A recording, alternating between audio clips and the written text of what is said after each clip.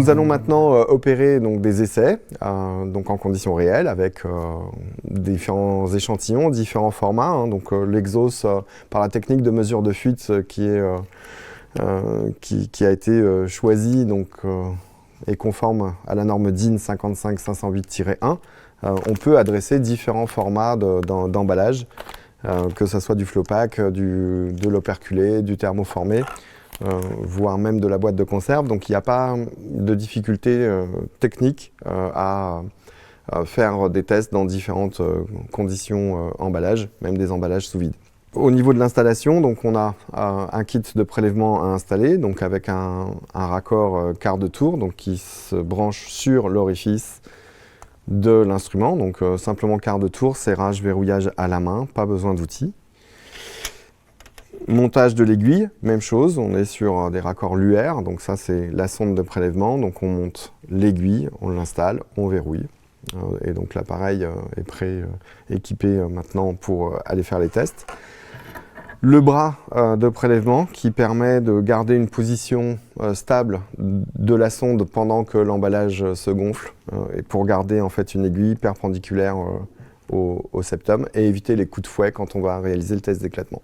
Donc tout ça, on va vous le montrer au cours de l'essai.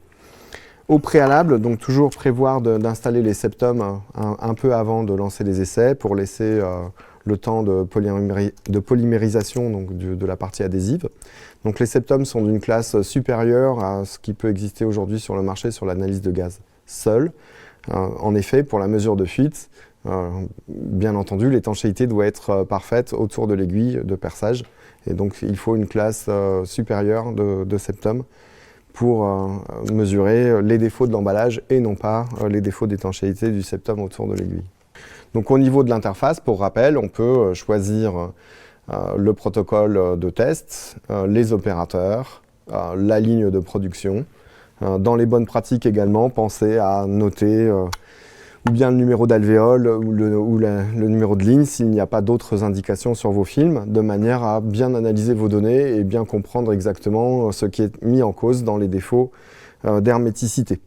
On peut également choisir d'effectuer tel ou tel test sur l'équipement et vous voyez que sur le test précédent du même format, donc on peut avoir les résultats en fonction des seuils qu'on a programmés, donc avec différentes couleurs pour l'analyse de gaz ou pour le débit ou pour le test d'éclatement. Donc bien percer donc, son septum, donc les aiguilles ici sont suffisamment tranchantes pour aller vraiment rentrer dans le septum sans difficulté. Et donc on lance une analyse et l'appareil va enchaîner donc, les trois tests. Donc analyse de gaz d'abord, donc là on n'a plus d'atmosphère protectrice, on est revenu à un emballage sous air. Puis on va le regonfler, mesurer donc, le débit de fuite à une pression déterminée, donc de quelques dizaines de millibars, donc elle est réglable de 10 à 500 millibars. Et donc pour maintenir cette pression stable dans l'emballage, on doit compléter en air à proportion de la fuite de l'emballage. Voilà. Et donc là, on a des mesures qui sont très voisines du test précédent. Et enfin, le test d'éclatement, donc qui va nous donner la pression maximum d'éclatement et également donc les courbes de comportement de l'emballage, donc à savoir donc, quel est le mode de rupture du film. Est-ce que c'est le film qui craque? Est-ce que c'est la soudure qui craque? Donc là, en l'occurrence, le film est toujours intact en fait, c'est plutôt la soudure qui a lâché. Et donc on peut voir effectivement dans les courbes de comportement comment le test d'éclatement se caractérise, donc à la fois par la pression maximum atteinte que par la libération de l'énergie dans l'emballage.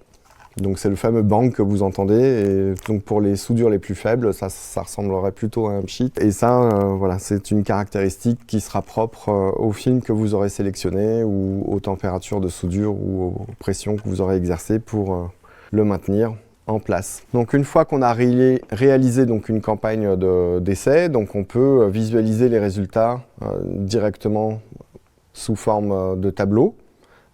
Ces résultats, on peut les sauvegarder soit sur le réseau si on a raccordé un câble réseau RJ45, soit sur une clé USB. L'appareil dispose également d'un port USB. Vous avez également une synthèse du nombre d'essais effectués. Donc on peut effectuer tous les filtres également entre deux dates pour une ligne de production donnée, pour une application donnée.